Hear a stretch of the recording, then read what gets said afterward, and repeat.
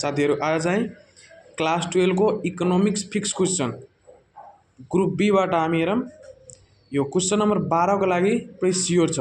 जस्तै define capitalist economy सोधिन सक्छ, या define socialist economy सोधिन सक्छ, या डिफाइन मिक्स्ड इकोनोमी सोध्न सक्छ र त्यसको फिचर्सहरु यो तीनटा इकोनोमी मध्ये एउटा 100% पुरै स्योर। यो तीनटा इकोनोमी साथमा चर्चरबाट फिचर्सहरु मजाले घोकेपछि क्वेश्चन नम्बर 12 भ्याइहाल्छ।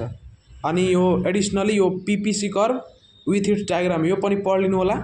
त्यसैगरी यो डिफाइन डिभिजन अफ लेबर भनेको के हो, स्पेशलाइजेसन यो ब्याकअप प्लानको लागि, एन्ड एडभान्टेज डिसएडभान्टेज त्यसको पढे पुग्छ मजाले। क्वेश्चन नम्बर 12 को लागि यति नै हो। त्यसैगरी क्वेश्चन नम्बर 13 को लागि थ्योरीहरु जुन हाम्रो यो माइक्रो इकोनोमिक्सबाट 6वटा थ्योरीहरु रहेको छन्। जस्तै Ricardian theory of rent, subsistence theory of wages, यहाँ wage fund theory of wages, classical theory of interest, risk bearing theory of profit, uncertainty bearing theory of profit. यो 6वटा मध्ये आउट अफ 66 एउटा कन्फर्म, यहाँ एउटा कन्फर्म। पोहोर साल चाहिँ रिकार्डियन थ्योरी अफ रेन्ट सोध्या थियो, यो पालि चाहिँ सब्सिस्टेन्स थ्योरी अफ वेजेस सोधिन सक्छ। या यो दुईटा मध्ये यो पालि सोध्न बढी चान्स हो, सब्सिस्टेन्स थ्योरी अफ वेज र wage fund theory of wage. र यसैगरी क्वेश्चन नम्बर 14 मा हेर्ने हो भने 14 मा चाहिँ यो न्युमेरिकल आउँछ कि, यो चाहिँ न्युमेरिकल्स यो 5 मार्क को लागि। जस्तै यो डायग्राम दिएर कर्व वाला and complete the table and draw TR AR and MR curve यो दिन सक्छ। यो टीआर एआर वाला कर्व हो। अनि अर्को चाहिँ यो कहिलेकाहीँ यसमा पनि TFC TBC TSC ASC MC वाला दिएर 5 मार्क मा सोध्ने गर्छ। यता 5 मार्क मा दिन्छ भने उता 8 मार्क मा दिँदैन, म्याक्सिमम गरेर 8 मार्क उतै दिन्छ, यता दिने कमै चान्स छ। यसलाई स्किप गर्दा पनि हुन्छ। बढी फोकस यो टीआर एआर एमआर वाला यो फिक्सै रहन्छ। र कहिलेकाहीँ झुकाउनको लागि यो derive TR AR and MR under perfect competition सोधिन सक्छ, या draw TR AR MR under monopoly market. यो हुनमा त्यस्तै छ। एउटा फिगर तपाईले सिधै घोकेर जानु होला, फिगरमा के छ एउटा बुकबाट न्युमेरिकल, अनि मजाले गएर एक्जाममा सिधै बनाइदिनु होला। त्यसैगरी यहाँ चाहिँ हेर्नु क्वेश्चन नम्बर 15 मा जुन फंक्सन जुन हिसाब छ हाम्रो, यो पनि माइक्रो इकोनोमिक्सबाटै रहन्छ। जस्तै टीसी दिएर 100 + 12q², प्राइस दिइदिएछ 200 - 8q। यसमा आउटपुट प्राइस र प्रॉफिट निकाल्न सोध्छ। धेरैचोटि यही सोधेछ। र अर्को चाहिँ यस्तो टीसी इक्वल टु यति, टीआर दिएर प्रॉफिट निकाल्यो। प्रॉफिट फर्मुला थाहा छ नि तपाईले, total revenue minus total cost, जति आयो त्यति प्रॉफिट।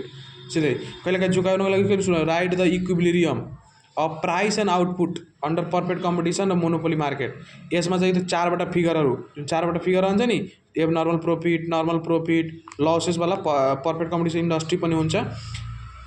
यसरी गरेर यो पनि कहिलेकाहीँ सोध्छ। बढी त यसको चान्स 8 मार्क मा रहन्छ, तर कहिलेकाहीँ झुकाउनको लागि 5 मार्क मा पनि सोधिन्छ। 5 मार्क मा पनि लेख्ने, तर अलि वेटेज कम गरेर। अनि त्यसैगरी how the firms are in equilibrium under perfect र मोनोपोली मार्केट पनि सोधिन सक्छ।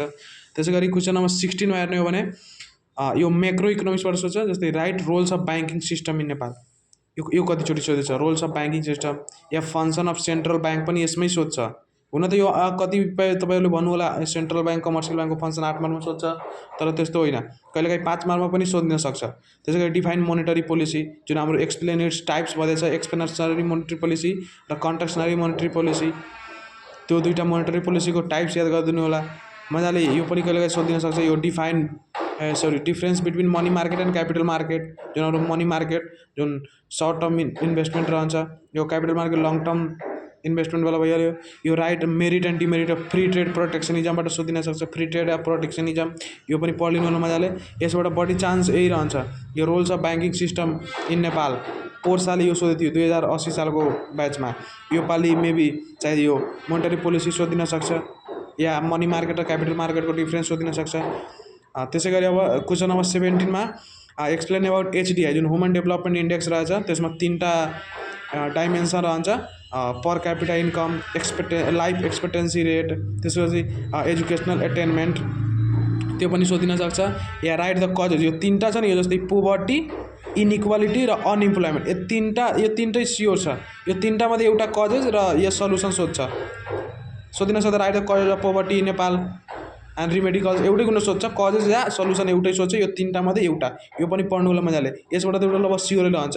यहाँ कहिलेकाहीँ right the indicators of human development जुन इन्डिकेटर रहेछ, बेसिक ह्युमन निड्स इन्डेक्स, यसमा HDI यसको भित्र पर्छ, के भन्छ एजुकेसनल एटेनमेन्ट। त्यसै गरी इम्पोर्टेन्स अफ ह्युमन रिसोर्सेस, यो पनि कतिचोटि सोधेछ। यसमा सबभन्दा बढी इम्पोर्टेन्ट यो कजेसवाला, पोभर्टी इनइक्वालिटीवाला, नत्र भने यो इम्पोर्टेन्स अफ ह्युमन रिसोर्सेस, यो कतिचोटि सोधेछ। यसलाई पढ्नु होला बढी ध्यान गरेर। यो BBI हो, यो BBI। अझै कमेन्ट गर्नु तपाईँलाई के चाहिन्छ साथीहरू, यहाँ हेर्न सक्नुहुन्छ। क्वेसन नम्बर 18 मा लागि जस्तै write the plan process in Nepal, plan process पनि सोधिन सक्छ। यसको अलि वेटेज कम गर्नु होला। यो त हुन त यो 8 मार्कमा सोध्ने हो, तर 5 मार्कमा पनि कहिलेकाहीँ सोध्छ। यस्तो रहन्छ कि यसमा यति एकैचोटि 100% नै फिक्स रहँदैन कि। जस्तै यो प्लान प्रोसेस 8 मार्कमा पनि कहिले सोध्छ, कहिले 5 मार्कमा पनि सोध्छ। तर 8 मार्कमा आउँदाखेरि अलि वेटेज बढाएर लेख्ने, वेटेज भनेको लेन्थ त्यसको, र 5 मार्कमा आउँदा अलिक कम लेख्ने। त्यसै गरी measures to effective plan formulation, यो पालि मेबी चान्स यही हो, यो सबभन्दा बढी चान्स। यसको पनि एउटा भिडियो लिएर आउँछु, इफेक्टिभ प्लान फर्मुलेसन र यो प्लान फर्मुलेसनमा के फरक छ। यो इफेक्टिभ नेपालमा प्लान बनाउन च्यालेन्जेसको रूपमा छ, किन यो सोध्छ effective plan formulation. Yeah describe and 2 national objectives and 3 national strategies of current year plan.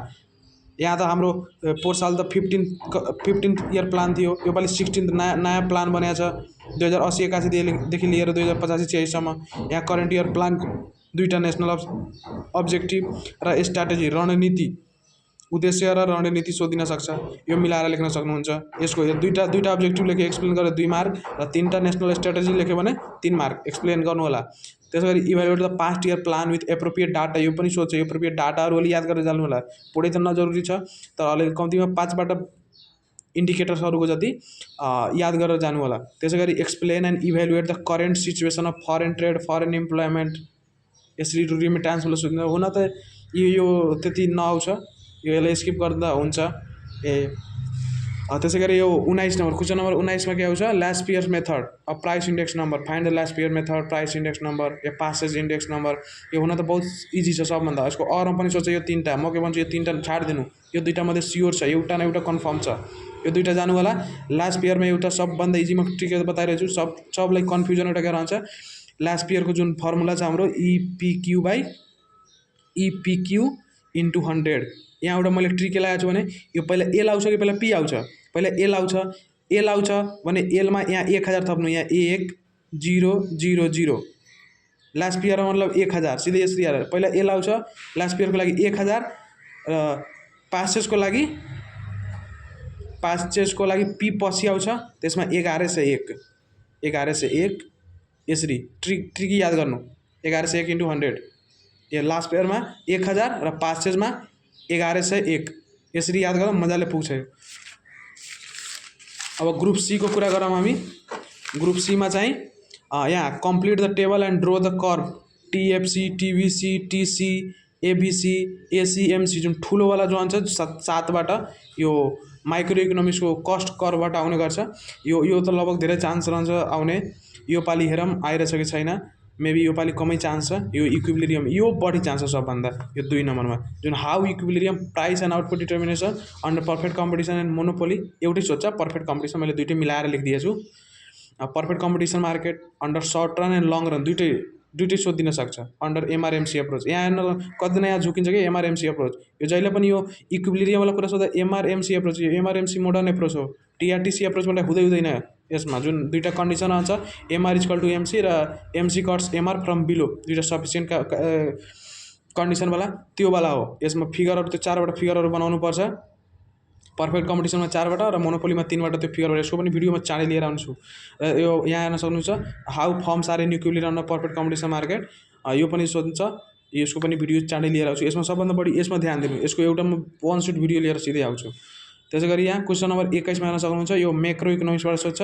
जस्तै importance of public revenue expenditure या पब्लिक बोरोइङ सोधिन सक्छ। यसबाट एउटै सोध्छ। जस्तै write the importance of public revenue. हुन त यो पब्लिक रेभिन्यू, एक्सपेन्डिचर र पब्लिक बोरोइङ भन्नु 3टाको इम्पोर्टेन्स अलि उस्तै हुन्छ। अलि यसमा ट्रिकी छ, त्यो अलि मिलाएर पढ्दा भइहाल्छ। कमन पोइन्टहरू पढिदिनु होला, भइहाल्छ मजाले। त्यसपछि सोर्स अफ गभर्मेन्ट रेभिन्यू, गभर्मेन्टको रेभिन्यू के छ, ट्याक्स रेभिन्यू छ, एउटा नन ट्याक्स रेभिन्यू छ। ट्याक्स रेभिन्यूमा प्रोपर्टीवाला आइहाल्यो, property tax, income tax, land and registration फीवाला। त्यसै गरी यो नन ट्याक्स रेभेन्यूमा के भयो, फिज भइहाल्यो, पेनाल्टिज भइहाल्यो, सब्सिडिज भइहाल्यो, त्यसपछि फरेन ग्रान्ट्सहरू भइहाल्यो, कमिसनहरू भइहाल्यो, यो सब। त्यसै गरी क्लासिफिकेसन अफ गभर्मेन्ट एक्सपेन्डिचर, जुन एक्सपेन्डिचर हाम्रो 3 प्रकारको रहेछ, क्यापिटल एक्सपेन्डिचर, रेगुलर, त्यसलाई रिकरेन्ट पनि एक्सपेन्डिचर भन्छ, र एउटा फाइनेन्सियल एक्सपेन्डिचर। यसरी क्लासिफिकेसन गरेर हेडिङहरू छुट्याइदिनु होला। या measures to reduce trade deficit, यो पनि कतिचोटि सोधेछ। त्यसै गरी कम्पेरेटिभ कस्ट थ्योरी अफ सबभन्दा इम्पोर्टेन्ट यो छ, यो क्वेसन नम्बर 21 को लागि comparative cost theory of international trade. कहिले कहिले झुकाइदिनको लागि के सोध्न सक्छ, write the Ricardian cost theory of, Ricardian theory of international trade सोधिन सक्छ। रिकार्डियन भनेको कम्पेरेटिभ थ्योरी, रिकार्डियनले डेभलप गरेको डेभिड रिकार्डो। त्यसै गरी write merit and demerit direct र इन्डाइरेक्ट ट्याक्स सोधिन सक्छ।